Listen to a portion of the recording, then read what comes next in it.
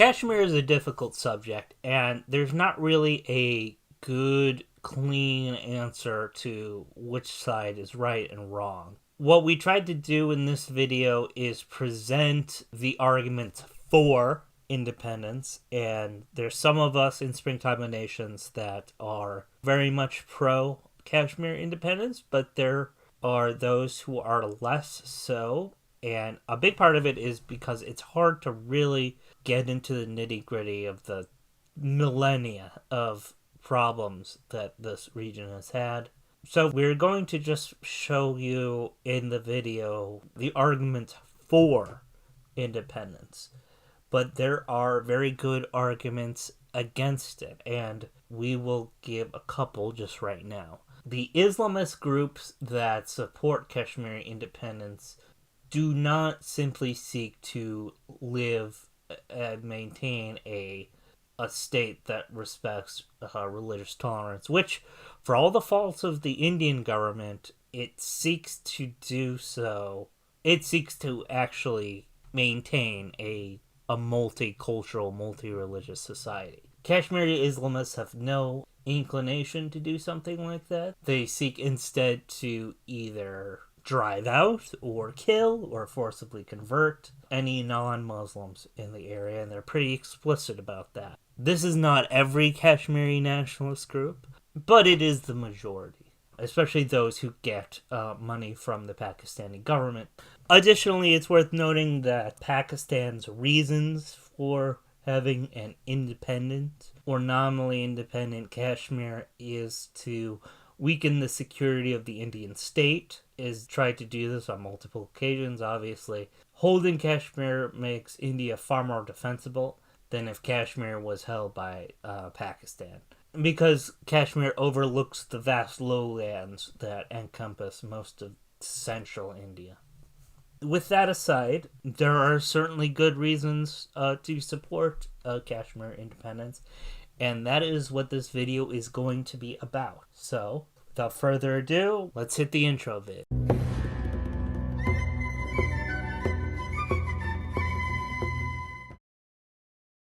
Kashmir had been part of the Hindu and Buddhist world for centuries, until it became gradually Islamized under the Shah Mir dynasty in the 14th century.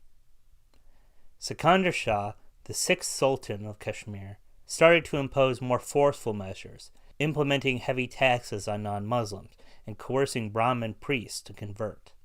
Later, the Mughal Empire would conquer the area and bring it under the control of their centralized empire in 1589. As the Mughals declined, the Afghan Durrani took their place in the 18th century, until they themselves were driven away from Kashmir by the Sikh Empire in 1819. The Sikhs were the first non-Muslims to rule the area in centuries, and like the Muslims, they passed laws to oppress religious outsiders. The Muslim call to prayer, the Adhan, was banned. Heavy taxes were implemented, and cow slaughter now carried the death penalty.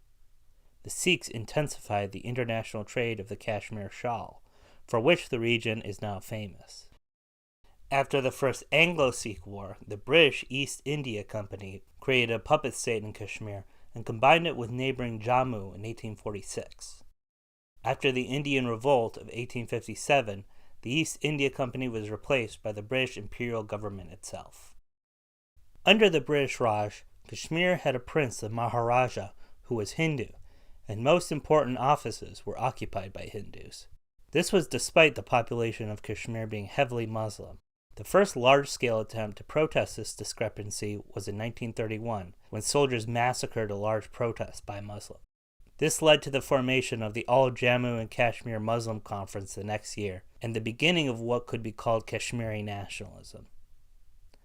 As part of the development of nationalist and independence movements all over India, the Muslim Conference split into an Indian Unity National Conference and a Muslim Conference in the 40s.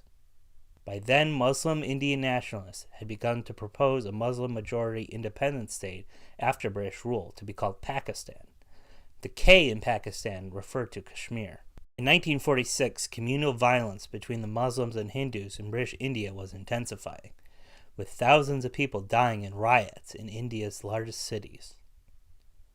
The British Prime Minister, Clement Attlee, had decided it was time for the British to finally leave India, and sent the Viceroy of India, Lord Mountbatten, to draw up a plan that would divide India between Hindustan and the proposed Pakistan. Like the partition of Palestine in the following year, this partition plan of 1947 left much to be desired. An ethnic cleansing of populations outside their partition lines were truly barbaric, with hundreds of thousands, if not millions of people dying by violence, and just as many dying in their escape from areas outside their ethnic lines, fleeing their homes with whatever possessions they could carry. Kashmir presented a problem for the British, being Muslim majority but Hindu ruled, and the Maharaja refused to pick a side, preferring independence. The Muslim Conference, covertly supported by Pakistan, instituted the Pooch Rebellion, where Muslims in the princely state tried to take over the government and unify it with Pakistan. When the tribal militias floundered, the newly formed Pakistan and Indian armies clashed over the region in the First Indo-Pakistani War of 1947 and 1948. Among the thousands of civilians killed in the conflict, hundreds of thousands of Muslim and Hindu civilians were killed by military and paramilitary forces as part of an ethnic cleansing campaign by both sides. When the UN brokered truce was signed in 1949, Pakistan had solidified control of about a third of the former Kashmir and Jammu state, with the majority Muslim remainder being controlled by India. The UN truce dictated that a plebiscite would determine whether Kashmir and Jammu would join either India or Pakistan, but the two factions had never agreed on a roadmap towards the election. For a brief time in the 50s, there was hope of rapprochement. However, the Cold War intervened, and the Indian Prime Minister Nehru would not accept a plebiscite after the U.S. started backing and supplying Pakistan in 1954. After a failed Pakistani attempt to incite the Kashmir Muslim population to rise up in 1965, a major war between the two countries occurred in that year, killing thousands of troops on both sides.